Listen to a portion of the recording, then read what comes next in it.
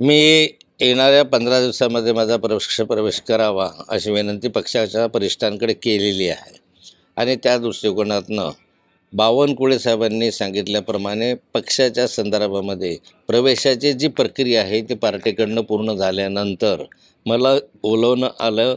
मी त्या ठिकाणी मी जाईल. दिल्लीला माझा प्रवेश व्हावा अशी माझी इच्छा आहे आणि त्याप्रमाणे मी या 15-20 दिवसामध्ये माझा प्रवेश करून निवडणुकीच्या कामाला लागेल असं त्यांनी म्हटलं नाही आहे. बावनकुळे साहेबांनी रोहिणी यांनी मी असा प्रवेश करावा असं म्हटलं नाही. असा प्रयत्न असावा. मोदीजींच्या सभेला काही जाणार नाही. मी काही अजून पक्षप्रवेश घेतलेला नाही आहे. माझा पक्षप्रवेश झाल्यानंतर ज्या ज्या ठिकाणी नेत्यांच्या सभा असतील त्या ठिकाणी स्वतःहूनही मी जाईल. मी रोहिणीताईशी या संदर्भात कुठलीही चर्चा केली नाही. रोहिणीताई स्वतंत्र आहे, त्यांची फॅमिली स्वतंत्र आहे. जरी आम्ही एकत्र दिसत असलो तरी ते स्वतंत्र आहे. त्यामुळे त्यांना आपले विचार मांडण्याचा अधिकार आहे आणि ते सक्षम आहे विचार मांडण्यासाठी. माझं काय बोलणं पक्षप्रवेश कधी होईल शेवटचा प्रश्न. चला.